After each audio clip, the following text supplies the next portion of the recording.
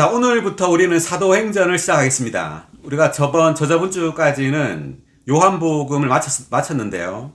이제 사복음서와 사도행전의 차이가 있는데, 사복음서는 주 예수님께서 이제 잉태되시고 출생하시고 인생을 사시고 십자가에 못 박혀 죽으시고 그리고 부활하시고 승천하신 그 기록입니다.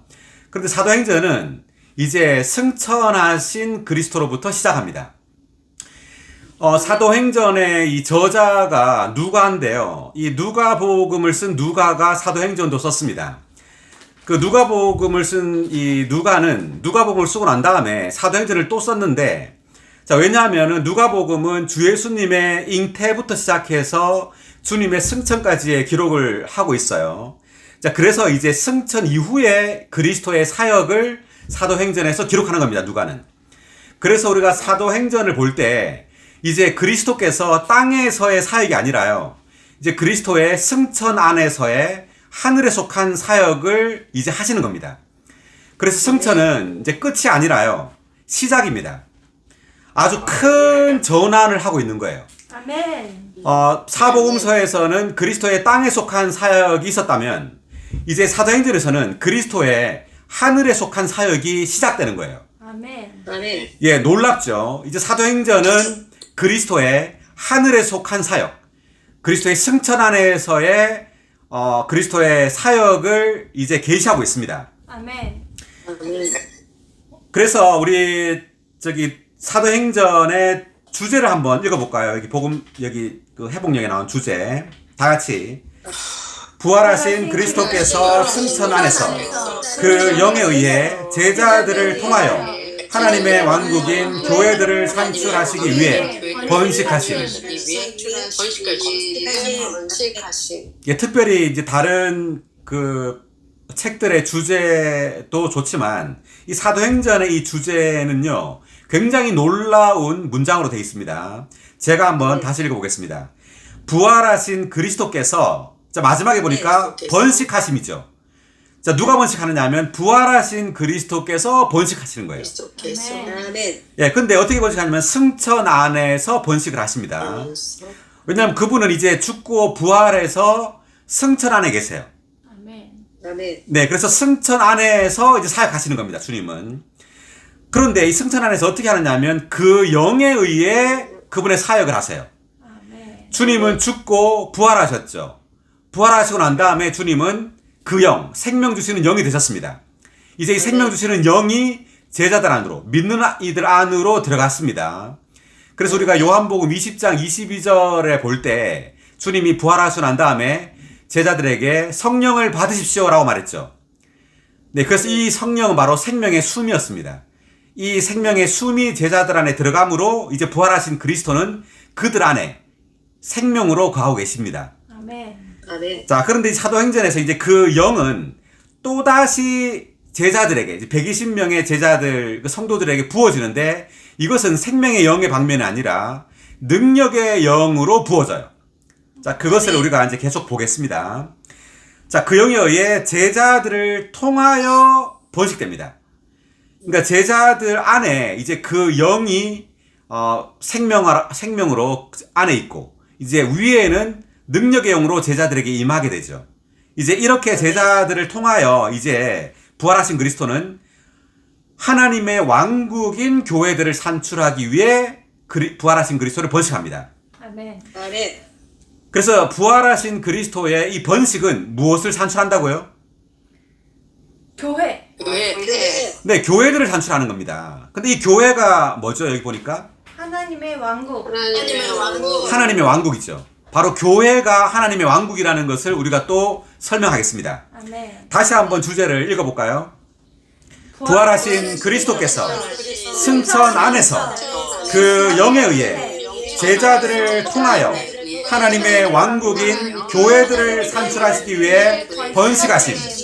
번식하기 위해 번식하심. 그래서 사도행전은 어떤 일의 번식이 아니고요, 인격의 번식입니다. 아멘. 부활하신 그리스도, 그분 자신의 번식이에요. 아멘. 아멘. 네, 그래서 여기에 번식하기 전에 주님은 먼저 오순절날 성령을 붙는 겁니다. 그래서 부활하신 그리스도와 하나 되어서 그리스도를 번식하는 거예요. 아멘. 아멘. 자, 1장 1절입니다. 데오빌로 각하, 내가 이전에 쓴 글에서는 예수님께서 행하시고 가르치시기 시작하신 때부터 그분께서 선택하신 사도들에게 성령을 통하여 명령하시고 나서 승천하신 날까지의 모든 일에 관하여 기록하였습니다. 아멘. 데오빌로 각하, 이 사람이 누구냐 하면 로마 제국의 통치 아래에서 어떤 관직을 가지고 있는 사람인데 이방인 민눈입니다. 자, 이것이 어디 있느냐 하면 누가복음 1장 3절에 있는데 한번 보겠습니다. 누가복음도 누가가 썼죠. 그래서 누가복음 1장에도 지금 데오빌로 각하가 나옵니다. 1장 3절을 같이 읽어볼까요? 데오빌로 각하여, 그러므로 모든 일을 근원부터 자세히 살펴본 나도 각하께 순서대로 써 보내는 것이 좋겠다고 생각하였습니다. 것이 좋겠다고 생각하였습니다. 누가복음과 사도행전 둘 다 데오빌로 각하에게 쓴 겁니다. 네, 그래서 누가복음 그 데오빌로 각하의 각주를 보니까요. 3의 1번 각주를 제가 읽겠습니다. 데오빌로, 헬라어로는 하나님께 사랑을 받느니 또는 하나님의 친구를 의미한다. 그는 아마도 로마 제국의 통치 아래에서 어떤 관직을 맡았던 이방인 민눈이었을 것이다. 이렇게 돼 있죠. 네. 그래서 데오빌로 각하께 지금 이 편지를 쓰고 있습니다. 다시 돌아왔어. 사도행전 1절에 데오빌로 각하, 내가 이전에 쓴 글에서는 할 때 이전에 쓴 글이 누가복음이죠. 이전에 쓴 글 누가복음에서는 예수님께서 행하시고 가르치시기 시작하신 때부터 그분께서 선택하신 사도들에게 성령을 통하여 명령하시고 나서, 이때 성령을 통하여는 이제 생명 주시는 영, 그 요한복음 20장 22절에 있는 그 부활하신 그리스도가 생명 주는 영이 됐죠. 그 성령이 제자들 안에 들어간 겁니다. 그래서 이 성령을 통하여 명령하시고 나서 승천하신 날까지의 모든 일에 관하여 기록하였습니다. 이렇게 되어 있는데, 자, 2의 1번 각주 읽어주세요. 성령을 통하여. 부활하신 그리스도는 생명 주시는 영이 되셨다. 그러나 그분은 부활 안에서 여전히 성령을 통하여 일하셨다. 아멘. 네, 그래서 부활하신 이후에도 부활 안에서 성령을 통하여 제자들에게 명령하셨다는 거죠. 아멘. 아멘. 그래서 승천하신 날까지의 모든 일에 관하여 기록하였습니다. 해놓고 3절에서 이제 성령을 통하여 주님이 무엇을 말씀하셨는지를 이제 말하고 있는데, 3절. 예수님께서 고난받으신 후 자신이 살아있다는 것을 확실하고도 많은 증거로 사도들에게 보여주셨고 40일 동안 그들에게 나타나시어 하나님의 왕국에 관한 것들을 말씀하셨다. 아멘. 예수님께서 고난받으신 후라는 것은 이제 십자가의 죽음을 가리킵니다. 죽고 난 후에 주님은 이제 부활하셨죠. 그래서 자신이 살아있다는 것. 부활하고 난 다음에 주님은 이제 40일 동안 이 제자들에게 나타난 겁니다. 그래서 살아있다는 것을 확실하고도 많은 증거로 사도들에게 보여주셨고 40일 동안 그들에게 나타났다. 그러니까 부활하고 난 다음에 40일 동안 이렇게 제자들에게 나타났다 사라졌다 이렇게 한 겁니다. 이렇게 훈련시킨 거예요. 그래서 뭘 말씀하셨다고요? 40일 동안? 하나님의 왕국. 하나님의 왕국. 네, 하나님의 왕국에 관한 것들을 말씀하셨습니다. 아멘. 이게 굉장히 중요한데 주님은 이제 부활하고 난 다음에 하나님의 왕국에 관한 것들을 가르치셨어요. 이것은 주님의 부활과 이제 이후에 나오는 그 성령 침례, 오순절의 그 성령 침례로 인하여 하나님의 왕국을 세우고자 한다는 것을 의미합니다. 아멘. 자, 주님의 목적은 이 땅에 무엇을 세우고자 한다고요? 하나님의 왕국. 왕국. 네, 하나님의 왕국을 세우고자 해요. 아멘. 자, 이 하나님의 왕국을 세우고자 하는데 이 하나님의 왕국을 어떻게 세우느냐 하면 이 성령을 제자들에게 부음으로, 그리고 성령 안에서 제자들이 충만하게 됨으로 그들은 이 땅에서 하늘에 속한 생활을 하게 됩니다. 아멘. 아멘. 하늘에 속한 생활을 하게 되는 이 사람들이 바로 하나님의 왕국이 되는 거예요. 아멘. 아멘. 뭐라고요? 하늘에 속한 생활을 하늘에 사는 속한- 사람들이 왕국이 된다. 네, 이 땅에서 하늘에 속한 생활을 하는 사람들이 하나님의 왕국이 되는 거예요. 아멘. 아멘. 네, 그래서 우리가 이 땅에서 하늘에 속한 생활을 하려면 반드시 성령의 쏟아부어짐과 성령 안에서 자람이 필요해요. 아멘. 반드시 부활하신 그리스도로 적셔지고 침투되고 부활하신 그리스도로 충만하게 되어서 그리스도를 살아내야 합니다. 아멘. 네. 그럴 때 이러한 사람들이 바로 하나님의 왕국입니다. 아멘. 아멘. 자, 하나님의 왕국에 대해서 조금 더 말하자면요. 하나님께서 창세기에 사람을 창조할 때 수많은 사람을 한꺼번에 창조한 게 아니죠. 네. 한 사람을 창조했잖아요, 아담을. 그래서 아담으로부터 아담의 가족이 생기고요. 이 가족으로부터 인류가 생기는 겁니다. 자, 인류를 다른 말로 사람의 왕국이라고 할 수 있죠. 자, 하나님의 왕국도 마찬가지입니다. 자, 처음에 이 하나님의 왕국은 예수 그리스도로부터 시작한 겁니다. 아멘. 예수 그리스도가 바로 하나님의 왕국이었어요. 그런데 이 예수 그리스도가 이제 사도행전에서 번식이 되는 거죠. 아멘. 부활하신 그리스도는 제자들에 의해서 제자들을 통해 번식됨으로 이제 제자들 안에 그리스도가 번식되어서 이 제자들이 바로 하나님의 왕국이 되는 거예요. 아멘. 아멘. 아멘. 자, 여기 이제 40일 동안 주님이 이제 있었다 이렇게 말했죠. 제가 한번 그림을 그려보겠습니다. 자, 여기 제가 그림을 조금 그렸는데요. 이제 하나님께서 사람이 되셨죠. 네. 이 예수입니다. 예수 그리스도가 성육신 하신 하나님이시죠. 그리고 주님은 33년 반 동안 인생을 사십니다. 그리고 십자가에 못 박혀 죽으시죠. 그리고 부활해가지고 뭐가 되죠?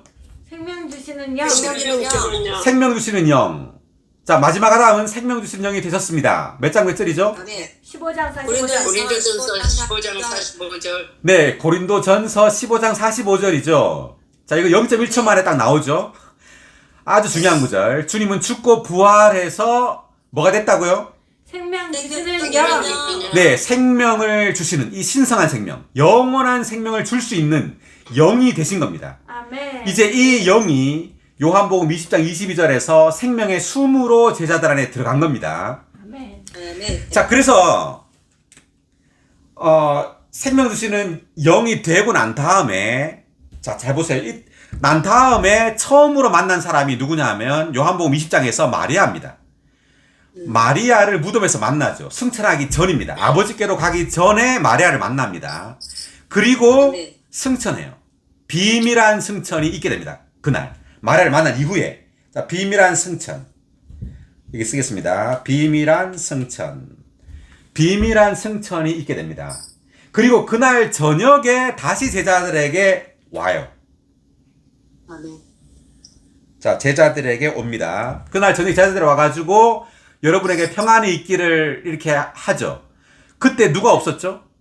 도마가 없었죠. 도마가 없었습니다. 그리고 그 다음 8일 후에 다시 나타나죠. 그래서 도마를 만납니다. 두 번째 나타납니다. 그 도마를 만나고 난 다음에, 자, 그 다음에 40일 동안 주님이 죽고 이제 승천하고 난 다음부터 제자들을 만났죠. 만나고 40일이 지납니다. 지나고 난 다음에 또 승천하세요. 이게 바로 공개적인 승천입니다. 이제 조금 이따 보게 됩니다. 우리가 1장 9절에서 보게 됩니다. 공개된 승천. 제자들이 다 보는 가운데 승천을 해요. 자, 이것은 주님이 부활하고 난 다음에 제자들과 40일 동안 있고 난 다음에 공개적인 승천을 하게 됩니다. 아멘. 그리고 난 다음에 10일 동안 기도를 해요. 10일 동안 기도를 하고 난 다음에 이제 무슨 날이죠? 오순절. 오순절이죠. 오순절. 자, 오순절.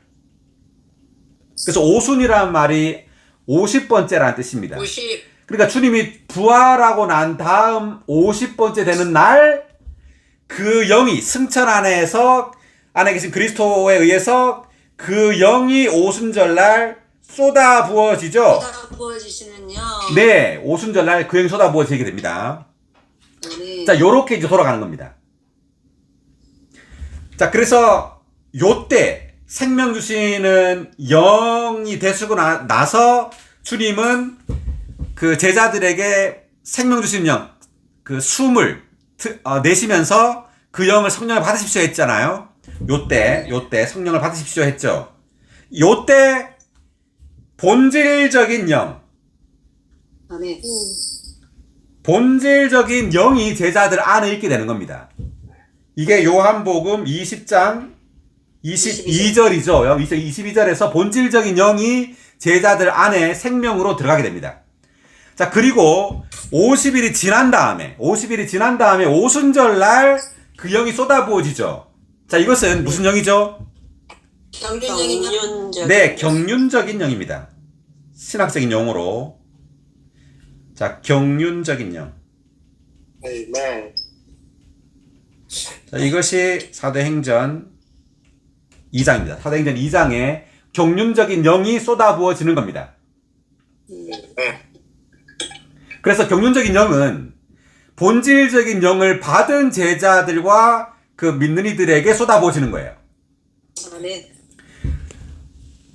그래서 지금 성경에서는 이것을 이제 따로 설명을 했습니다. 본질적인 영과 경륜적인 영을 이렇게 따로 요한복음 20장 22절과 그 사도행전 따로 설명을 했지만 우리의 체험 가운데에서는 우리가 주님을 믿을 때 동시에 받게 되는 겁니다. 왜냐하면 이 영이 다른 영이 아니에요. 똑같은 생명 주시는 영입니다. 아멘. 그래서 우리가 생명 주시는 영을 받는다는 것은 본질적인 영과 경륜적인 영을 받는 거예요. 아멘. 예, 그 생명 주시는 영의 두 방면이죠. 아멘. 아멘. 네, 돌아와서 사도행전 1장 4절 읽겠습니다. 예수님께서 사도들과 함께 모이셨을 때 그들에게 분부하셨다. 예루살렘을 떠나지 말고 여러분이 나에게서 들은 아버지의 약속을 기다리십시오. 왜냐하면 요한은 물속에 침례 주었지만 여러분은 며칠이 못 되어 성령 안에 침례 받을 것이기 때문입니다. Amen. 예수님께서 사도들과 함께 모이셨을 때라는 것은 주님이 이제 죽고 부활하고 난 다음에 40일 동안 함께 계셨죠. 네. 요 때를 말하는 겁니다. 이때 예수님은 이렇게 말한 거예요. 예루살렘을 떠나지 말고 여러분이 나에게서 들은 아버지의 약속을 기다리라고 말한 겁니다. 이 아버지의 약속이 뭐냐 하면 바로 성령입니다. 생명 주시는 영이에요. 성령을 기다리라는 거죠. 예루살렘에서. 자, 그리고 5절. 왜냐하면 요한은 물속에 침례 주었지만 여러분은 며칠이 안 되어 성령 안에 침례 받을 것이기 때문입니다. 아멘. 지금 이 말씀을 예수님이 하셨죠. 여기서. 자, 이 말씀을 예수님이 지금 그 죽고 부활하고 난 다음에 말씀하신 건데 마태복음 3장 11절 한번 보겠습니다.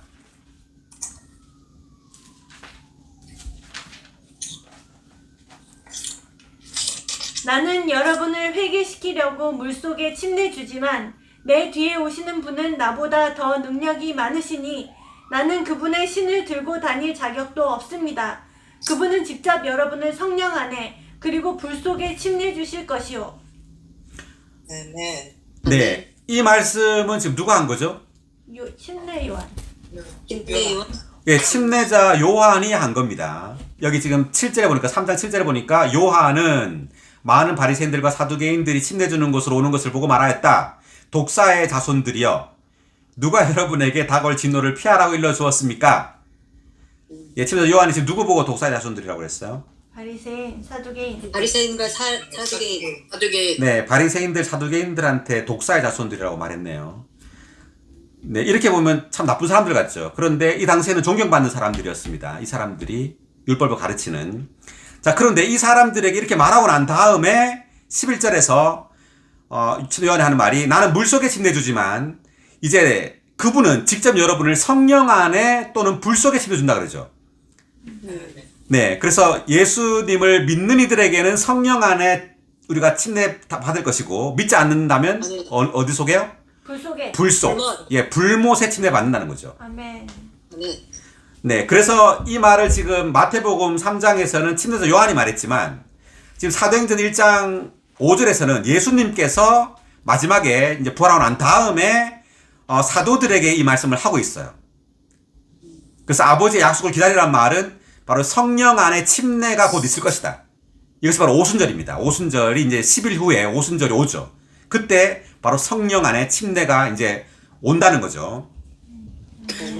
자, 그 다음 6절을 하겠습니다. 6절. 함께 모인 사람들이 예수님께 여쭈었다. 주님께서 이스라엘 왕국을 복원하실 때가 바로 이때입니까? 이스라엘 왕국에 대해서 이 모인 사람들이 지금 말을 하고 있습니다. 주님은 3절에서 하나님의 왕국에 대해서 말씀하셨죠. 근데 이들은 지금 이스라엘 왕국을 말하고 있는 겁니다. 자, 이 말은 뭐냐 하면 하나님의 왕국을 잘 이해하지 못하는 거예요. 하나님의 왕국이 마치 이스라엘 왕국인 것처럼 이해하고 있었다는 겁니다. 그러니까 이스라엘 왕국을 복원하실 때가 바로 이때입니까? 라고 말을 했는데 7절에서 보니까 예수님께서 그들에게 말씀하셨다. 때와 시기는 아버지께서 자신의 권위로 정하신 것이니 여러분이 알 바가 아닙니다. 돼 있죠. 실질적으로 이스라엘 왕국의 복원은 언제 이게 이루어지느냐 하면요. 예수님께서 재림하실 때 이스라엘 나라가 복원됩니다.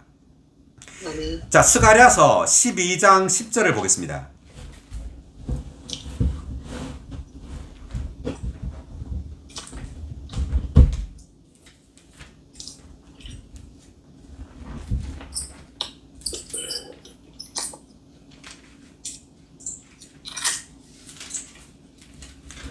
스가랴 12장 10절 읽어주세요.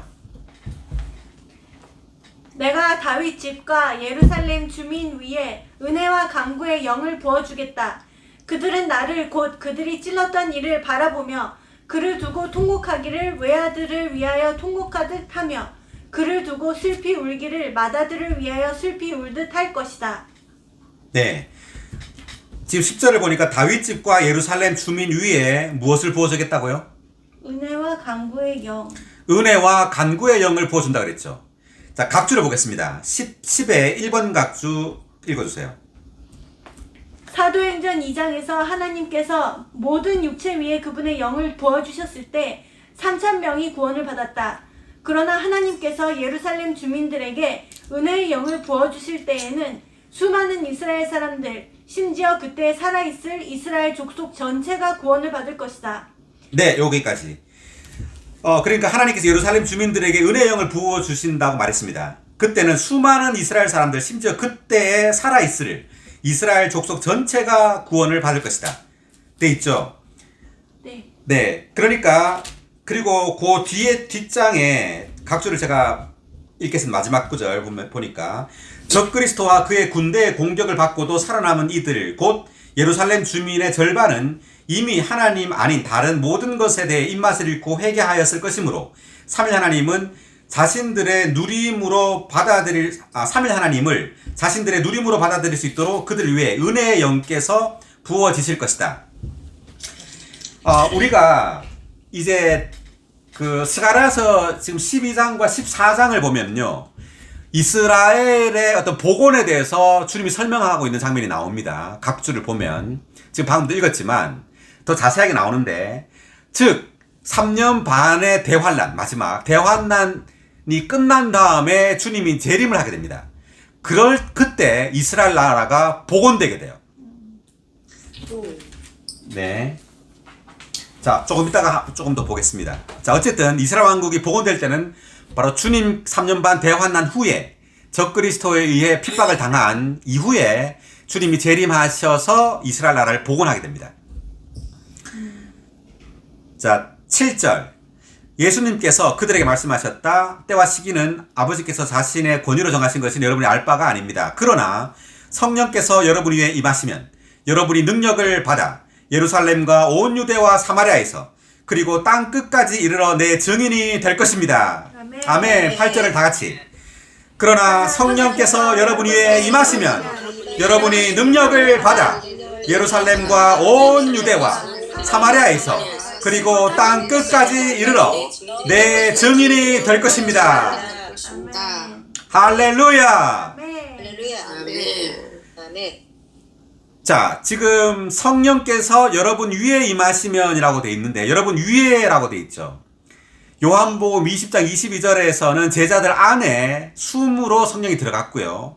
이제 아멘. 사도행전에서 오순절 날에는 성령이 위에 임하게 됩니다. 예, 이것은 이 성령이 능력의 영이라는 것을 의미해요. 아멘. 자, 생명의 영과 능력의 영의 차이를 하나 예를 들면 생명이라고 말할 때 이것은 우리가 어떤 물을 마시잖아요. 성령을 이제 물로 말한다면 물을 마시면 이 물은 우리 안으로 들어오죠. 우리 안에 생명이 됩니다. 그런데 이 능력의 영은 뭐냐면 경찰의 제복과 같아요. 그래서 이것은 능력과 권위를 줍니다. 경찰이 물을 마셔서 내적으로 생명을 얻고 힘을 얻지만 만약에 제복을 입고 나가지 않으면 그 중간에서 이게 경찰이 차를 세우고 이러면 누가 서요? 안 쓰죠. 그 제복이 굉장히 중요한 거죠. 그래서 우리가 어떤 이 능력은 이 일과 관계 있어요. 아멘. 사역과 관계 있습니다. 사역. 그래서 이 사도행전은 부활하신 그리스도의 번식을 말하는 책이기 때문에 어떤 외적인 능력의 영을 이제 강조하고 있는 겁니다. 아멘. 그래서 성령께서 여러분 위에 임하시면 여러분이 능력을 받아라고 되어 있습니다. 능력을 받아라고 되어 있는데 마태복음 28장을 한번 보겠습니다.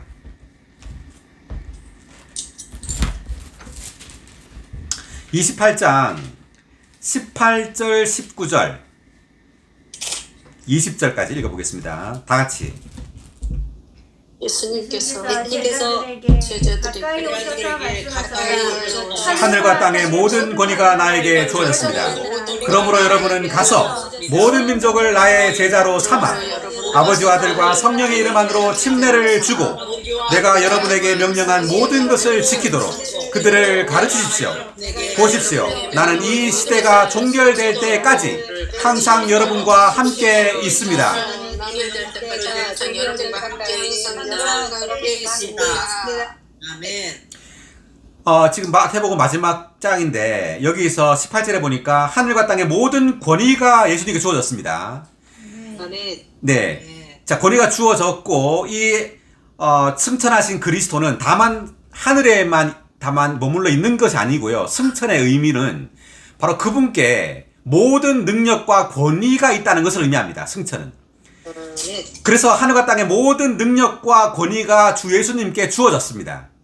그래서 이 권위가 이제 우리에게 주어지는데 어떻게 주어지느냐면 지금 방금 읽었던 사도행전에서 성령이 우리에게 임하실 때 이 능력과 권위가 주어지는 거예요. 아멘. 아멘. 네, 성령이 쏟아부어짐으로 이제 주님이 가지고 계셨던 그 능력과 권위가, 즉 머리가 가지고 있던 그 능력과 권위가 몸에게 전달되는 거죠. 아멘. 아멘. 몸에게 바로 성령을 통하여 전달되는 겁니다. 아멘. 그래서 우리는 이 능력과 권위를 가지고 19절에 보니까 여러분은 가서 이 능력과 권위를 가지고 가서 모든 민족을 나의 제자로 삼아 아버지와 아들과 성령의 이름 안으로 침례를 주고 라고 말하죠. 네. 그래서 먼저 우리는 복음을 전하기 전에 먼저 이 성령으로 성령 침례를 받는 거예요. 성령의 쏟아부어짐을 받음으로 다른 이들을 제자로 삼아서 이들도 성령으로 침례를 주는 겁니다. 아멘. 아멘. 예. 그래서 이들도 우리가 아버지와 아들과 성령의 이름, 그 성령의 존재 안으로 침례를 주는 거예요. 아멘. 그래서 우리가 다른 이들에게 복음을 전하고 말씀을 전파한다는 것은 아버지와 아들과 성령의 존재 안으로 그들을 침례 주는 거예요. 아멘. 아멘. 네. 그러니까 우리가 말씀을 누린다는 것은 아버지와 아들과 성령 안에 잠기는 겁니다. 아멘. 그분과 하나 되는 거예요. 아멘. 그럴 때 그들은 내가 여러분에게 명령한 모든 것을 지키도록 그들을 가르치십시오.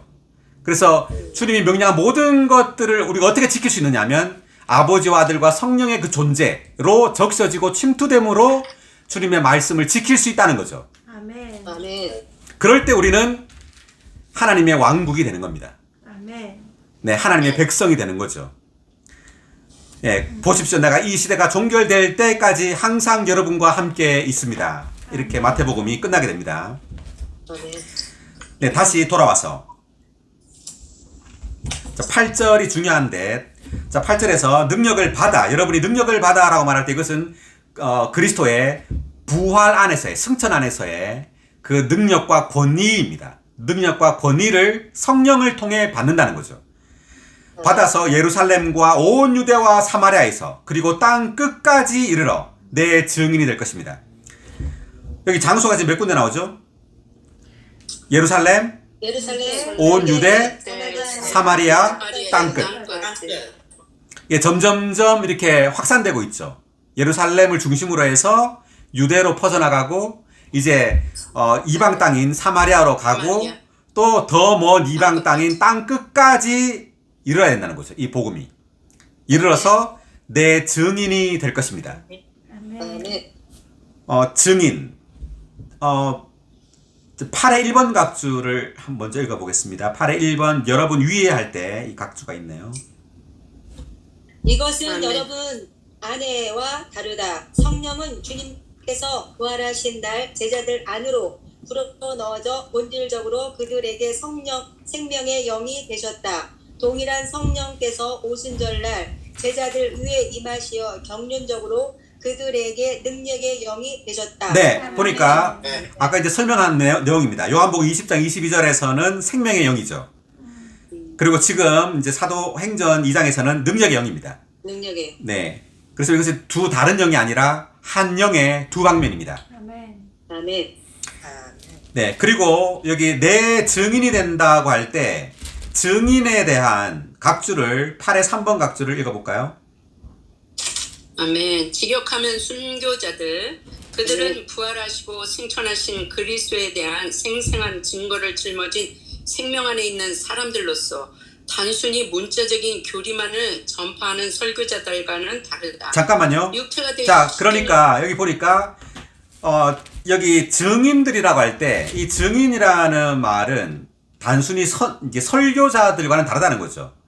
자, 이것은 부활하시고 승천하신 그리스도에 대한 생생한 증거를 지닌 생명 안에 있는 사람들이라는 겁니다. 아멘. 아멘. 자, 이 말은 뭐냐면 생명 안에 있다는 것은 이 성령에 의해서 부활하신 그리스도와 하나 된 사람들입니다. 아멘. 아멘. 네, 우리는 단순히 어떤 그 성경을 배워서 말을 전하는 것이 아니라 부활하신 그 인격, 그분과 하나 돼야 됩니다. 아멘. 그분과 하나 되어 복음을 전파하는 거죠. 아멘. 이 사람들이 바로 증인들이에요. 좋습니다. 자, 계속해서 읽어보세요. 육체가 되신 그리스도는 복음서에 기록된 대로 하나님의 왕국의 시인 그분 자신을 유대 땅에 뿌리시기 위하여 그 땅에서 홀로 그분의 사역을 수행하셨다. 승천하신 그리스도는 사도행전에 기록된 대로 부활 생명 안에서 승천의 능력과 권위를 가진 이러한 순교자들을 통하여 그분의 하늘에서의 사역을 수행하시고자 했다. 잠깐만요. 이것은 자, 여기에서 지금 사복음서에서는 주 예수님이 하나님의 왕국의 씨로서 제자들 안에 이제 그분을 뿌리기 위해서 홀로 이 땅의 사역을 수행했다는 말이고요. 이제 사도행전에서는 승천하신 그리스도께서 부활 생명 안에서 그 승천의 능력과 권위를 이제 가지게 된 이러한 순교자들을 통하여 하늘에서의 사역을 수행한다는 거죠. 아멘. 아멘. 계속해서 이것은 예루살렘을 시작으로 하여 땅끝에 이르기까지, 즉 신약 사역에 완결되기까지 그분 자신을 하나님의 왕국의 발전으로서 확산하시기 위한 것이다.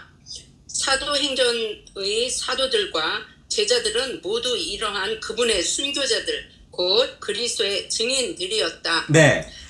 네, 그래서 이제 됐습니다. 이게 증인이라는 말이 순교자들이라는 의미가 있는 겁니다. 아멘. 자, 그래서 주 예수님도 증인이었는데요. 그 요한계시록 1장 5절을 한번 찾아보겠습니다.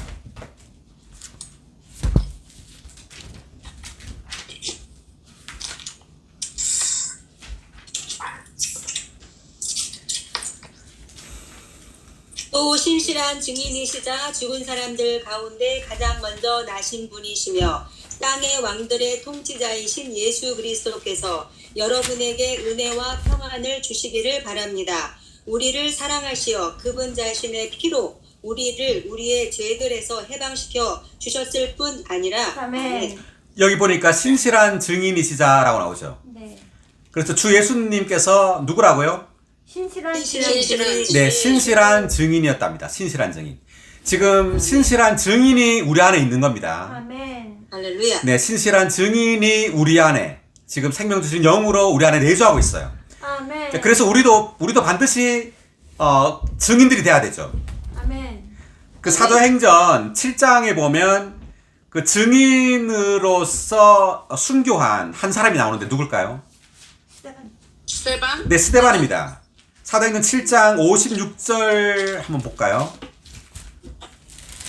그래서 그가 보십시오. 하늘이 열리고 사람의 아들이 하나님의 오른편에 서 계신 것이 보입니다라고 하니 네, 57절부터 60절까지 다 같이 읽을까요?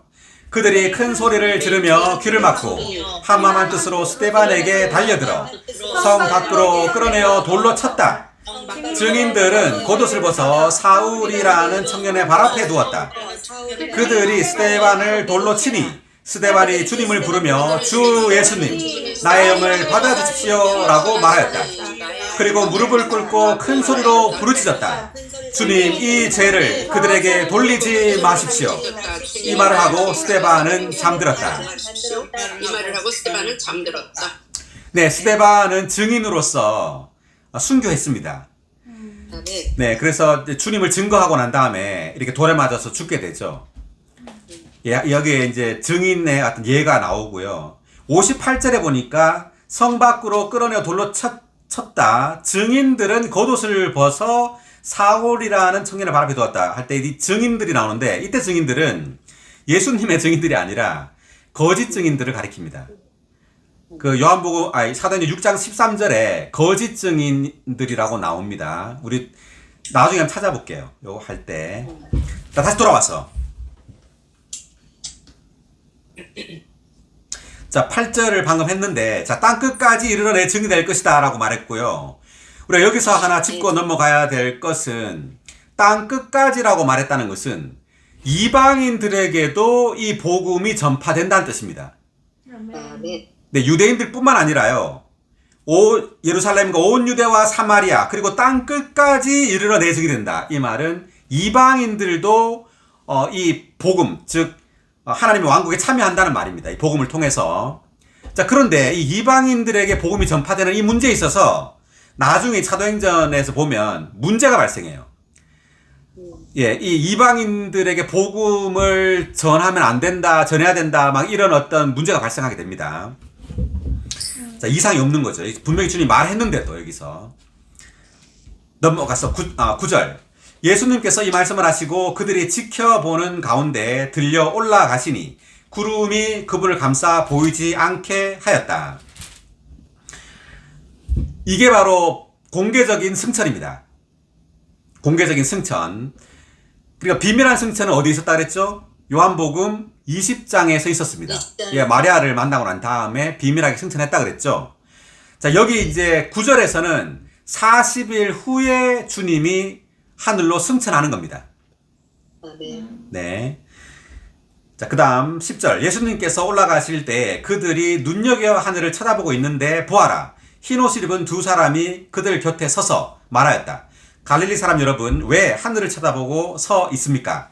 여러분에게서 하늘로 올려지신 이 예수님은 여러분이 하늘로 가시는 것을 본 그대로 오실 것입니다. 아멘. 하늘로 올라가는 걸 봤나요? 못 봤나요? 이 사람들이? 봤어요. 맞죠? 보고 있었죠. 네. 굉장히 신기했겠죠. 네. 주님은 이것을 왜 보여줬을까?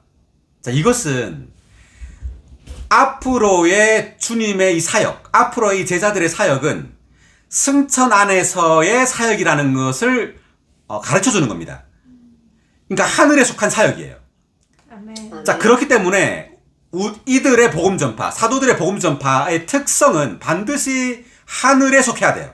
아멘. 네. 아멘. 반드시 하늘에 속하고 영적이고 신성해야 합니다. 아멘. 아멘. 그러한 분위기를 가지고 있어야 돼요.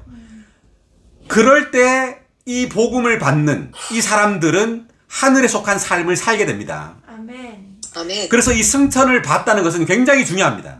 아멘. 이제 주님의 이 승천부터 해서 주님이 다시 오시죠. 재림 그 사이에 이제 성령이 부어짐으로 제자들의 복음 전파가 있을 거 아니에요. 이 성령과 하나 된 이 제자들의 복음 전파는 절대적으로 승천 안에 하늘에 속한 사역 아래 있어야 된다는 것을 의미하는 겁니다. 아멘. 아멘. 네, 11의 2번 각주를 읽어주세요. 11의 2번 각주, 하늘로 올려주신 예수님.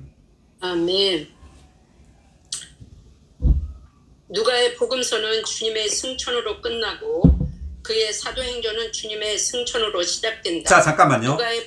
누가의 복음서가 있었죠. 누가복음은 주님의 승천으로 끝납니다. 그러니까 주님의 잉태로부터 시작해서 주님의 승천으로 끝이 나는데 이 사도행전은 주님의 승천으로부터 시작합니다. 아멘. 자, 계속. 누가의 복음서는 육체가 되신 예수님의 이 땅에서의 사역을 기술한 것이고 그의 사도행전은 믿는 이들을 통하여 땅에서 수행되는 부활하시고 승천하신 그리스도의 계속되는 하늘에서의 사역을 기록한 것이다. 복음서들에서 잠깐만요. 이 땅에서 잠깐 자매님. 자, 그래서 누가의 복음서는 주 예수님의 이 땅에서의 사역을 기록한 겁니다. 그런데 사도행전은 이 땅에서의 사역이 아니라 믿는 이들을 통하여 땅에서 수행되지만 부활하시고 승천하신 그리스도의 하늘에서의 사역을 기록하는 거예요. 아멘. 네. 그래서 이 땅에서의 이 사역은 이제 주님의 구속으로 마치죠. 십자가에 못 박혀 죽음으로 마치지만 이 하늘에서의 사역은요, 부활하신 그리스도를 전파하는 겁니다. 아멘. 부활하신 그리스도를 이제 믿는 이들에게, 제자들에게 역사하는 하늘에서의 사역입니다. 그래서 하늘에서의 사역은 생명의 사역이에요. 아멘. 생명을 공급하는, 생명을 분배하는 사역입니다. 자, 계속 아멘. 읽어주세요. 아멘. 복음서들에서 그분은 이 땅에서 홀로 사역하시면서 자신을 하나님의 왕국의 씨로 그분의 믿는 이들 안에 뿌리셨지만 아직 교회는 건축되지 않았다. 사도행전에서 그분의 하늘에서의 사역은 그리스도의 부활과 승천 안에서 믿는 이들을 통해 수행되어 그분을 하나님의 왕국의 발전으로 확산시키신다. 그 목적은 온 땅의 교회를 건축하여 그리스도의 몸을 조성하는 것인데 이 몸은 그리스도의 표현을 위한 그리스도의 충만이며 심지어 하나님의 표현을 위한 하나님의 충만이다. 아멘. 아멘. 지금 사복음서에서는 주 예수님께서 생명의 씨로 이제 믿는 이들 안에 뿌려지셨습니다. 그렇지만 교회가 건축되지 않았다. 즉 몸이 건축되지 않았어요. 자, 주님의 목적은 몸을 건축하는 것이고 왕국을 이 땅에 세우는 겁니다. 자, 이것을 위해서 주님은 이제 하늘에서의 사역이 필요합니다. 아멘. 자, 이 하늘에서의 사역은 생명의 사역이에요. 부활하신 그리스도를 전파하는 겁니다. 자, 그래서 결국은 그리스도의 몸을 조성하고 그리스도의 몸을 건축하는 사역입니다. 아멘. 네. 자, 11의 3번 각주 읽겠습니다. 3번 각주.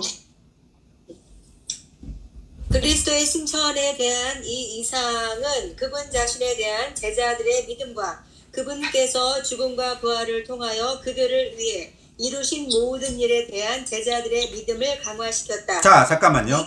자, 그러니까 주님께서 지금 하늘로 올라가는 걸 눈으로 본 거죠. 아멘. 자, 이것이 얼마나 그들에게 큰 인상을 줬는가라는 겁니다. 그들에게 엄청난 인상을 줬다는 거죠. 이 승천에 대한 그들이 본 것은. 자, 그래서 그들의 믿음을 강화시켰다는 거예요. 이것을 이제 봄으로. 그 다음 계속 읽어주세요. 이 이상이 하나님의 하늘에 속한 경륜에 대한 그들의 조망을 넓혀 주었고 이 조망이 그들을 이 땅에서 하나님의 신약 경륜을 수행하기 위한 그리스도의 하늘에서의 사역과 동역하게 했다. 믿는 이들은 마땅히 그리스도의 승천에 관한 이러한 이상을 가져야 한다. 아멘. 네. 자, 그리스도께서 하늘로 승천하시는 걸 봤습니다. 이것을 봤다는 것은 주님 하늘로 가버리셨네? 없어지셨네? 이게 아니에요.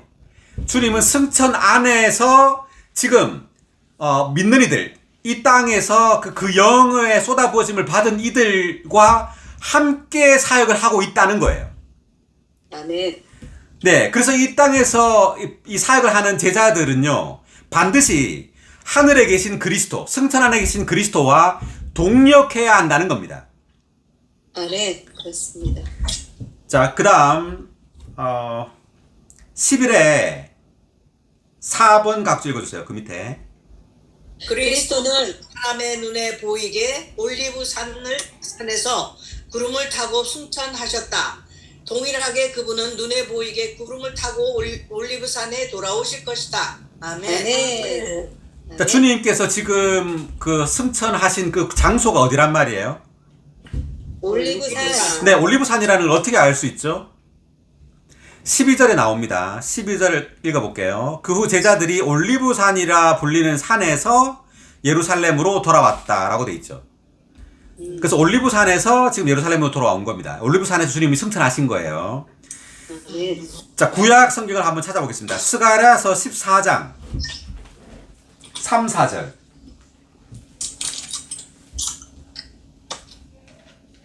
그때 여호와가 나아가 전쟁의 날에 싸우듯 그 민족들을 대적하여 싸울 것이다. 그날에 그의 발이 예루살렘 앞 동쪽에 있는 올리브 산 위에 서리니 올리브 산은 한 가운데가 동서로 갈라져 매우 큰 골짜기가 되어 산의 절반은 북쪽으로 다른 절반은 남쪽으로 옮겨질 것이다. 아멘. 네. 네, 그래서 이게 지금 전쟁의 날이라는 것은 아마겟돈 전쟁을 말합니다. 요한계시록에 나온 아마겟돈 전쟁. 그때 주님은 이제 그날에 그의 발이 예루살렘 앞 동쪽에 있는 올리브산 위에 서리니라고 돼 있죠. 아멘. 올리브산이라고 여기 나오고 있죠. 네, 그래서 주님은 오실 때도 올리브산으로 오신다는 거죠. 아멘. 네, 그래서 올리브산이 어디 있냐면요, 예루살렘과 가까워요. 여기 지금 12절에 나오죠. 12절 제가 읽겠습니다. 12절. 그 후 제자들이 올리브산이라 불리는 산에서 예루살렘으로 돌아왔다. 그 산은 예루살렘에서 가까워 안식일에도 걸어갈 수 있는 거리였다라고 되어 있죠. 그래서 예루살렘에서 가까이 있었습니다. 올리브산이. 그래서 예루살렘 가까이에 온다는 거죠. 주님께서 재림하실 때. 그래서 안식일에도 걸어갈 수 있다. 이 말은 그 안식일에 그 유대인들의 전통에 따르면 그 안식일에 걸어갈 수 있는 거리가 1.2km라고 합니다. 1.2km. 네, 서말복 자매님. 서말복 자매님 뮤트 해주세요. 뮤트. 소리. 네. 자, 그래서 13절 계속 읽겠습니다. 그들은 성 안에 들어가서 자기들이 묵고 있던 다락방으로 올라갔다. 그들은 베드로와 요한과 야고보와 안드레, 빌립과 도마, 바돌로메와 마테, 알페의 아들 야고보와 열성당원 시몬과 야고보 형제 유다였다. 자, 총이 12명인데 12명 12제자입니다. 지금 여기가 12제자를 언급하고 있는 거고요. 14절. 그들은 여인들과 예수님의 어머니 마리아와 예수님의 형제들과 함께 한마음 한뜻으로 기도를 꾸준히 계속하였다. 오순절이 오기 전에 주님이 이제 공개적으로 승천하시고 난 다음에 10일 동안 이들이 기도를 한 겁니다. 네, 오순절에 그 영이 쏟아부어지기 전에 10일 동안 한마음 한뜻으로 기도를 했어요. 10일이라는 것을 어떻게 알까요, 우리가? 성경엔 안 나와요, 이렇게. 10일이라고. 어떻게 아느냐면 40일 후에 올라가셨죠, 주님이. 그 다음에 오순절에 성령이 내리죠.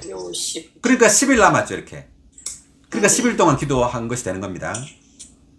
자, 그리고 여기서 중요한 것은 한마음 한뜻으로 기도를 했다. 그래서 기도를 함으로 성령이 내려왔다는 겁니다. 그냥 가만히 있다가 성령이 내려온 게 아니라는 거죠. 기도함으로 성령이 내려온 겁니다. 자, 그런데 이 기도가 한마음 한뜻으로 기도를 했대요. 각자 따로 기도한 게 아니라.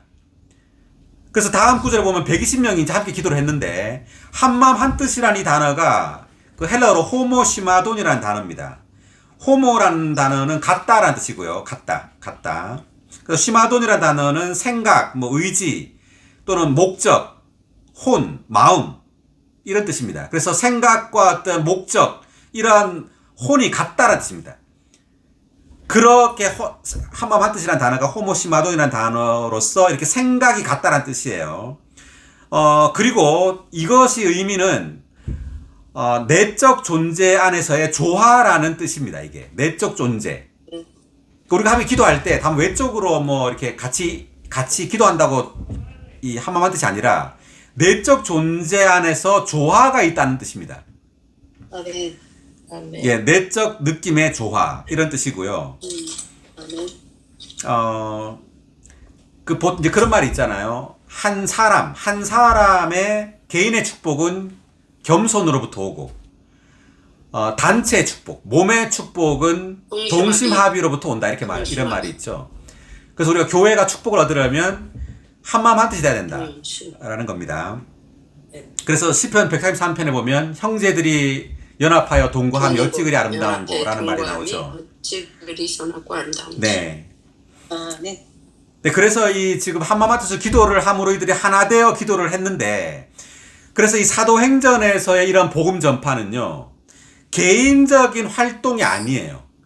단체적인 몸의 움직임이고 몸의 활동입니다. 이게 몸의 일이에요. 아멘. 네, 이렇게 단체적으로 한마음 한뜻으로 기도함으로 성령이 쏟아부어졌고, 이제 성령과 하나됨으로 이제 복음 전파를 시작하게 된 겁니다. 자, 14의 3번 각주, 기도에 대한 각주가 있는데 제가 읽어보겠습니다. 중간부터 읽을게요. 하나님은 그분의 신약 경륜을 수행하시기 위해 그분의 영을 부어주시기를 원하셨으며 또 그렇게 하시겠다고 약속하셨다. 그러나 그분께서 선택하신 백성이 이것을 위해 기도하는 것이 여전히 필요했다. 하늘에 계신 하나님으로서 그분께는 땅에서 사람들이 그분의 계획을 수행하기 위해 그분과 협력하는 것이 필요하다. 120명의 제자들이 10일 동안 한 기도는 하나님의 이러한 필요를 채워드렸다. 그래서 주님께서 원하셨지만 기도가 필요하다는 거죠. 아멘. 그래서 이 땅에는 주님의 그 마음의 갈망과 하나 된 그런 부담을 가진 사람이 필요해요. 네, 그런 부담을 가지고 있을 뿐 아니라 이제 주님과 하나 되고 주님과 적셔지기 위해서 기도가 필요하다는 거죠. 아멘. 네, 기도는 다른 말로 내가 아니요 그리스도라고 또 사역에서 말을 하고 있죠. 그래서 우리가 복음 전파를 할 때 나의 열심으로 뭔가를 하는 것이 아니라 그리스도가 나를 통해 확산되고 그리스도가 나를 통해서 일해야 되죠. 그래서 기도라는 의미는 내가 하는 것이 아니라 그리스도가 나를 통하여 일을 해야 된다는 의미입니다. 이제 성령으로 적셔짐으로. 자, 그 다음 14의 4번 각주도 읽어보겠습니다. 꾸준히 기도를 계속했다는 표현인데 각주 14의 4번 각주. 제자들은 주님께서 죽으시기 전에는 영적인 일을 위한 기도에 관심이 없었다. 오히려 그들은 누가 가장 큰가를 놓고 서로 다투었다. 그러나 주님의 부활과 승천 후에 그들의 영적 상태는 근본적으로 바뀌었다. 그들은 경륜적으로 부어지는 능력의 영을 받게 될 오순절날 이전에도 서로 다투지 않았고 한 마음 한 뜻으로 기도를 꾸준히 계속할 부담을 가졌다. 아멘. 이것은 그들이 주님의 부활의 날에 내주하시는 생명의 영을 본질적으로 받았다는 분명한 표시이고 증명이다. 아멘. 이것은 또한 그들이 주님의 승천의 이상으로 하나님의 신약 경륜 안에서 강화되었다는 증거이다. 아멘. 네. 이 사람들이 120명의 이 성도들이 한마음 한뜻으로 기도를 10일 동안 이렇게 꾸준히 계속 했다는 것은요, 다만 그들의 어떤 열심으로 한 것이 아니라 생명의 영을 본질적으로 받았다는 거죠. 요한복음 20장 22절에서 받았고 또 이 승천하는 걸 봤죠. 주님께서 승천하는 것을 봤기 때문에 아주 강화되었다는 겁니다. 강화되었기 때문에 이렇게 10일 동안 한마음 한뜻이 되어서 기도할 수 있었다는 거죠. 아멘. 자, 15절 읽겠습니다. 그 무렵 형제들 가운데 베드로가 일어서서 말하였다. 함께 모인 무리의 수는 몇 명이죠?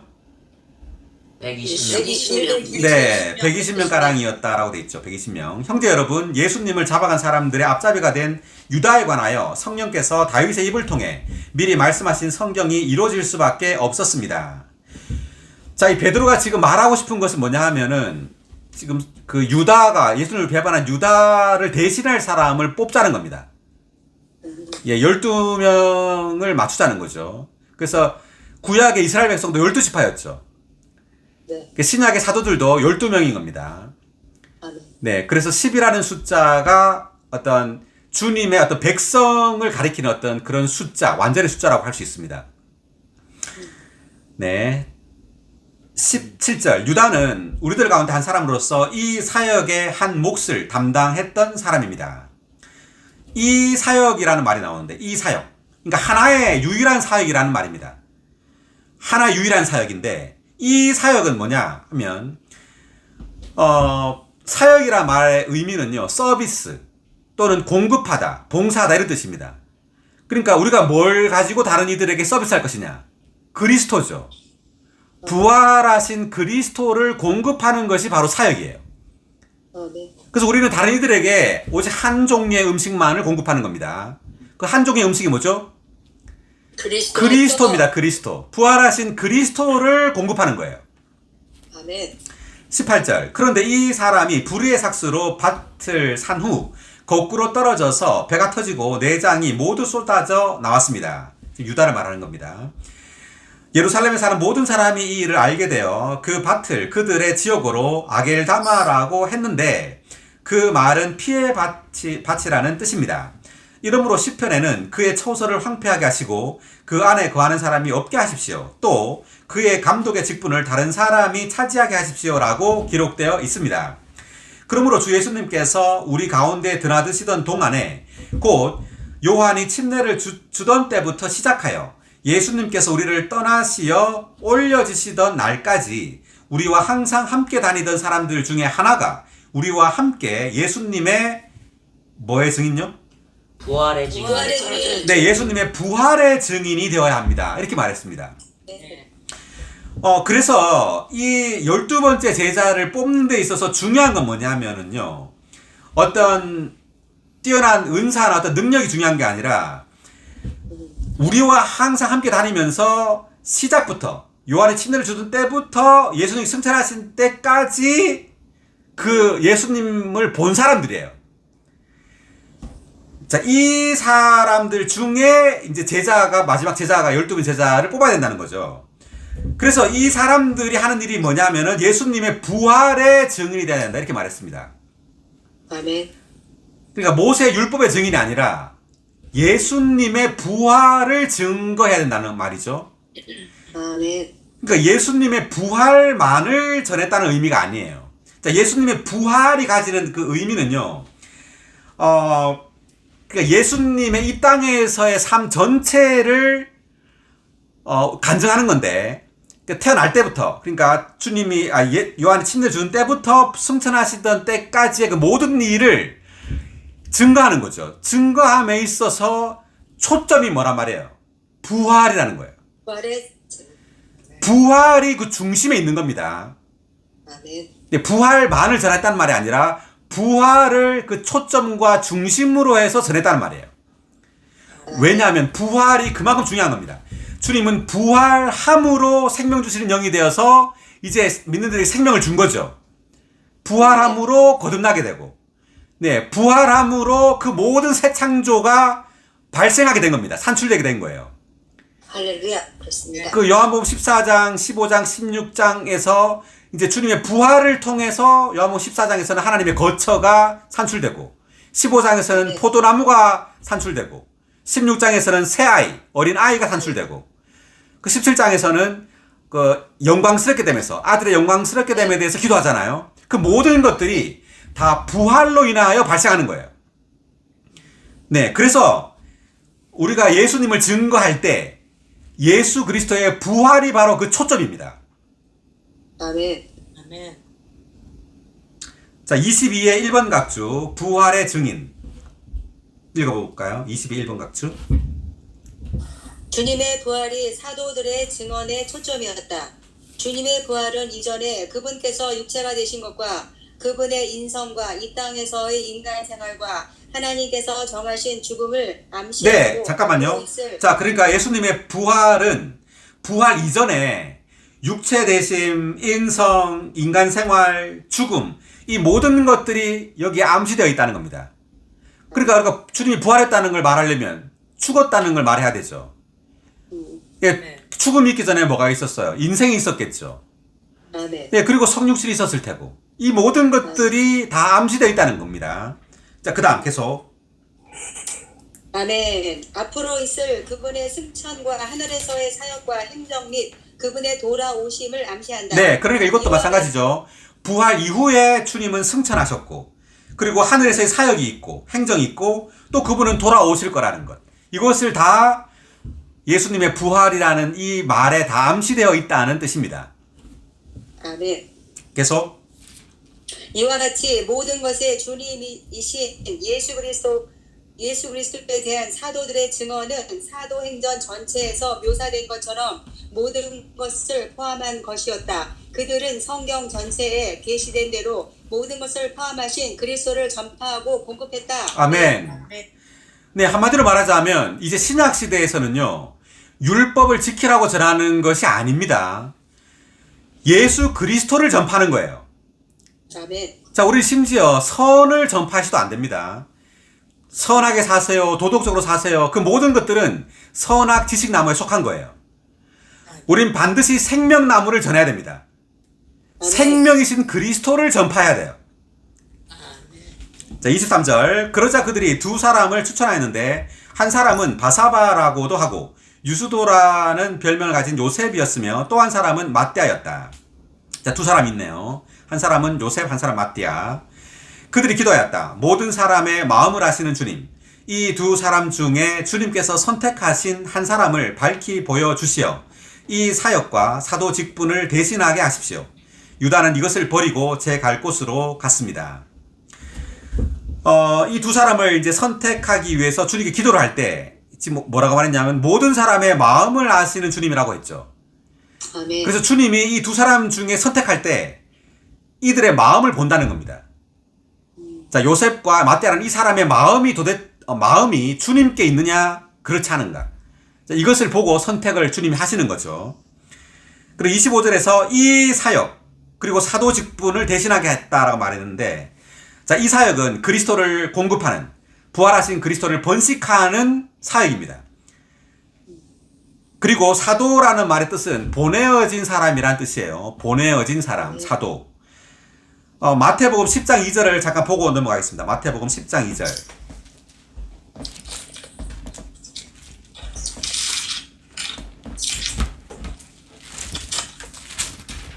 열두 사도의 이름은 이러하다. 베드로라 하는 시몬을 비롯하여 그의 형제 안드레, 세베대의 아들 야고보와 그의 형제 요한. 네, 자매님, 예, 됐습니다. 12사도의 이름은 이러하다 하는 거, 12, 이제, 사도, 1절에서는 예수님께서 12제자를 가까이 부르시고 12제자라고 했지만, 2절에서는 12사도라고 말을 했죠. 그러니까 제자가 사도가 된다. 이 말은 이제 보내어진단 말입니다. 주님은 이 12제자를 교육시키고 가르치고 난 다음에 이제 보내는 거예요. 보냄을 받을 때 사도가 되는 겁니다. 아멘. 네, 그래서 2절의 1번 각주를 보니까 사도는 보내어진 사람이다. 이제 12제자는 보내어져야 했다. 그래서 그들은 12사도가 되었다. 이렇게 각주에 나와 있습니다. 제자가 보내어질 때 이제 사도가 된다는 거죠. 자, 다시 돌아와서 사도행전 1장 마지막 26절. 그들이 제비를 뽑으니 마띠아가 뽑혔다. 그래서 그가 11사도와 함께 사도의 수에 들었다. 두 사람 중에 마띠아가 12사도 중에 마지막 사도로 뽑혔습니다. 네, 오늘 사도행전 1장 여기까지 하겠습니다. 자, 다음 주에는 사도행전 2장을 하도록 하겠습니다. 수고하셨습니다. 아멘. 아멘. 아멘. 수고하셨어요. 네.